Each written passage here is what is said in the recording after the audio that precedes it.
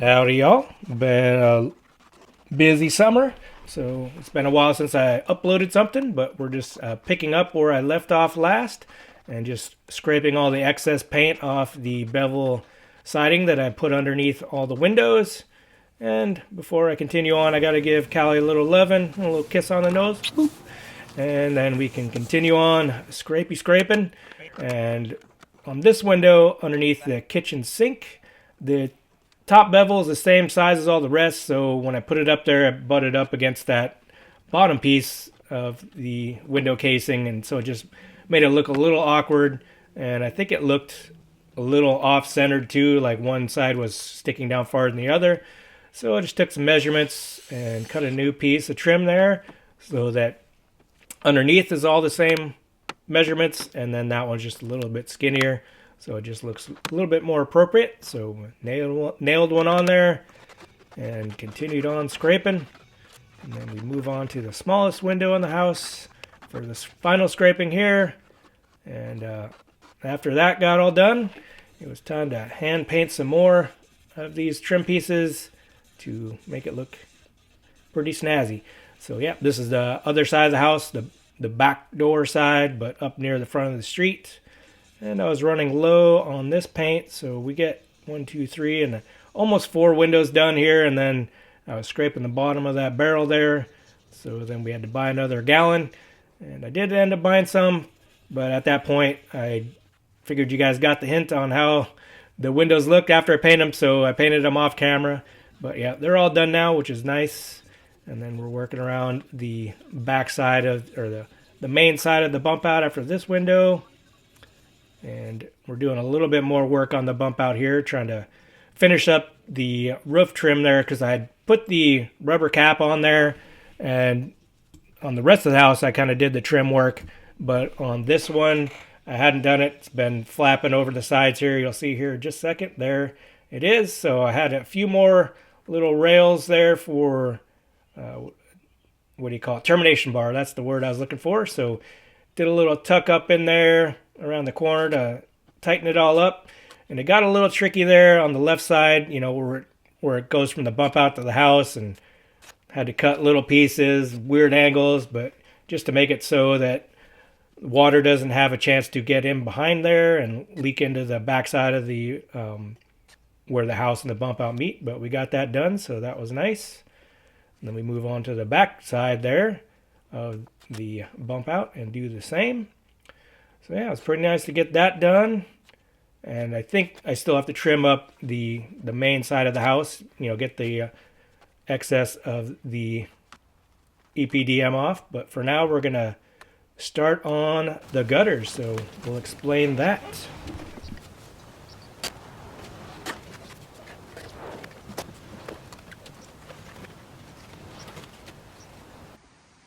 Alrighty, y'all. So I think it's this time. We got all the trim done. Still need to do some finishing with some caulking and some touch-up paint here and there, but I think it's time to put some gutters up there and make it look a little bit better. So yeah, we got the big box store gutters. I think these are 10 feet long. It's aluminum, but I think it's pretty light gauge, so they're pretty flimsy, but they'll do the job. And I did get these. I tried to take them back because I decided you just get that little metal piece in there, and then you cut the oval in the gutter you have, and then drop it in and rivet it and glue it, and it does the job of this. Saves money, but I had these a long time ago, took them back. They're like, up, too late, can't return them. So we'll use those and just overlap. So got this pop rivet gun here. Haven't used one of these since auto shop in high school, so it'll be nice to use a new tool that I've had for a while. And what you do is, instead of getting those seam sealers that I've been told not the best idea, which makes sense because, you know, that puts a lip on both ends, so the water has to rise above it to get past it. So they say the best thing to do is just overlap these gutters by about 3 inches. So I'll just use the tin snips to cut off a little section here so the other one with it can go on, and then we'll put some pop rivets in there and some caulking to make it all good to go. And then the water just has to slope over it instead of up and over. It just slopes down through it, so that'll be good. And here's the seam sealer we got, specifically made for gutters, so hopefully that's all good. And we got our end caps and these little hangers that go in the gutters and on the house. I think I have enough for at least one side. I got about 50 of these, so I got to get another pack of them. But yeah, nice to get these up here and give it a even more finished look. Still got to get the downspouts and whatnot, but at least the gutters will be up there, and that'll be the hard part. And doing it solo is going to be a hard part. Probably put some like temporary hangers off the side of the roof there to, you know, hold it up while I secure them in and whatnot. So we'll see if that works and how hard or easy it is. Good times. So here we go. Just opening up the little pop rivet gun there. And yeah, this thing, it's just your hyper tough Walmart special, which you'll see here in a little bit. Didn't last very long. But yeah, so we're just putting the end cap on the first gutter, and they're pretty skinny where the lip is there, so it's kind of a pain to get a hole put in there so I can put a pop rivet in there.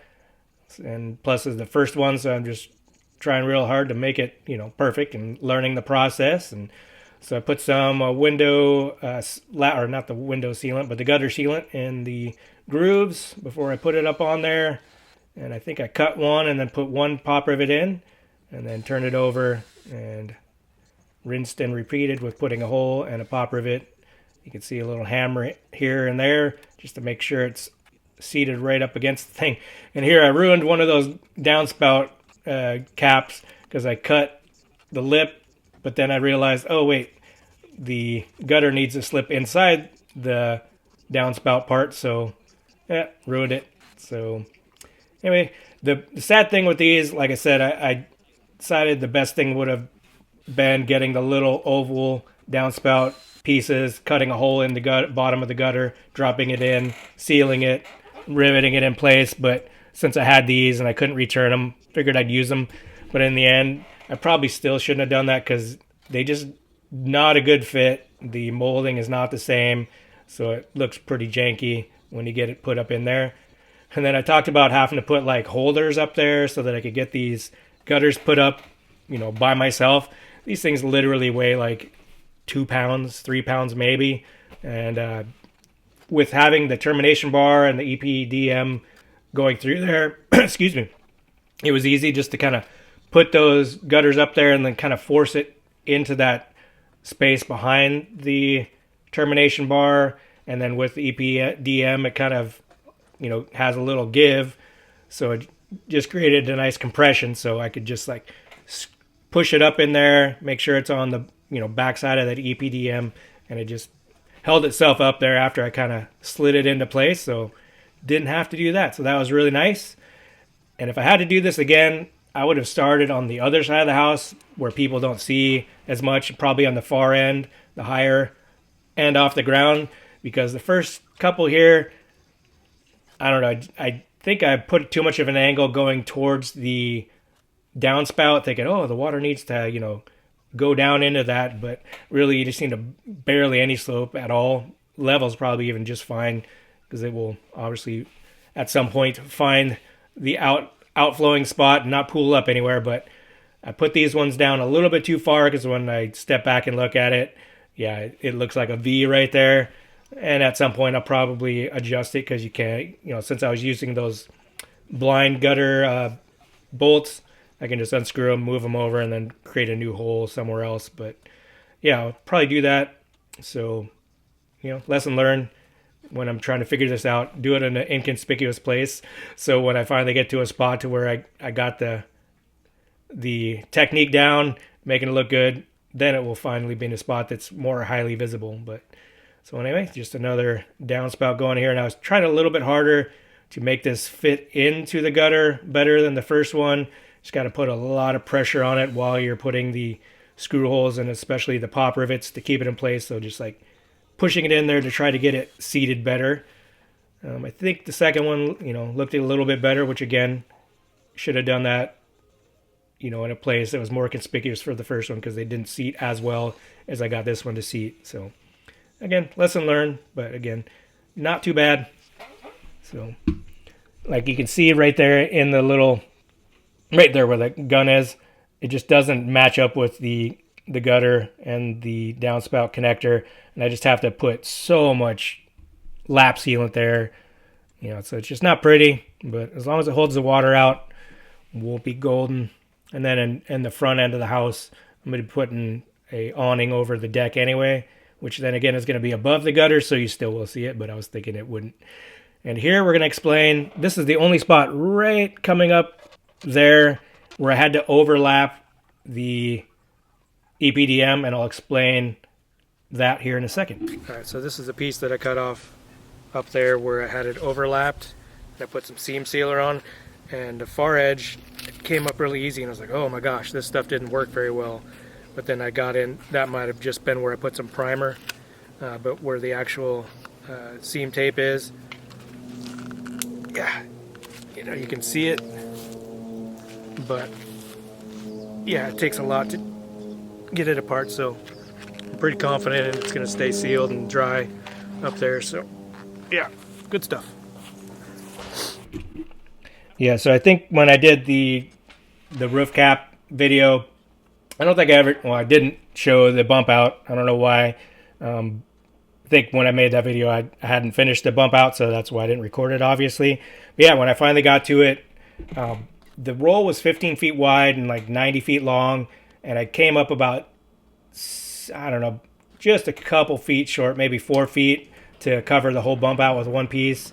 And the main piece has a factory seal going from, you know, the front end to the back end, because the rolls are, you know, maybe 10 feet long through the factory, so then they had to do a factory seam to make it 15 feet wide, obviously, and so I'm not worried about that one. But here on the bump out, I had to do my own seal, and I bought some primer and then the sealing glue, and I wasn't sure if I did it, you know, a good job on it, and I double or overlapped it and then folded it underneath itself, and then I put some manual tape on top that you put for the ceiling, or not ceiling, window flashing, just to kind of hold it together and kind of like a first line of defense. So because I just wasn't sure about my own job, but yeah, obviously it's pretty strong. So anyway, back to the gutters here, and here, you know, it's nice to get a different angle from the bump out. But I tell you, man, when the sun was out there, it wasn't particularly hot that day, but my goodness, it was hot on the rear end there and on my hands. And so I was like, okay, we'll just get this one done while we can really fast. And oh, it was so hot right there and getting 3rd-degree burns. Well, maybe not, but anyway, it was hot. So we quickly put this one up there, and then I figured, okay, I'll wait till the sun goes behind the cedar tree that's kind of just off from the bump out there. So an hour or two later, we got in the shade, and so we continued on. And it's nice to get a little angle here that isn't from the ground, so you can see me putting the hidden gutter hangers in there, and it's nice to have a little bit more access to it and leveling it up as I put them in there, and just putting a slight angle on it, and not, you know, almost level, but just slightly off, leaning towards where the nearest gutter downspout is compared to the front end. And here's where we're putting one more of these downspouts on, and this is where my hyper tough Wally World pop rivet gun decided it wasn't so hyper tough after all. So yeah, so it was kind of sad. You know, I finally got all the rivets I needed to finish the job, and then the tool I was using decided not to complete the job itself. So we ended up getting another one in the mail, a better brand, Arrow brand, I believe, which is a pretty standard brand for staples and whatnot. So hopefully it'll work better, but I haven't finished them yet. And there you can see that's where it decided to retire. And I said, oh, okay, well, it's nice out. Let's just get all the gutters up. And that's where it is to this day, unfortunately, as I've moved on to other projects. But I thought I'd show you at least getting all the main aspects of this part of the job done, because the gutters are all up there. And it is the middle of July, and we just had a rainstorm, and they're performing pretty well. Although, you know, the seams aren't all sealed and pop riveted. So we'll get that done at some point before the fall comes in. But I thought I'd show you what we got going so far, since it's been a while, and I got a couple more videos lined up because I got a lot of footage. But yeah, this is what we got for now, so hopefully you enjoyed it, and hopefully we'll see you sooner than this one was up. All right, take care.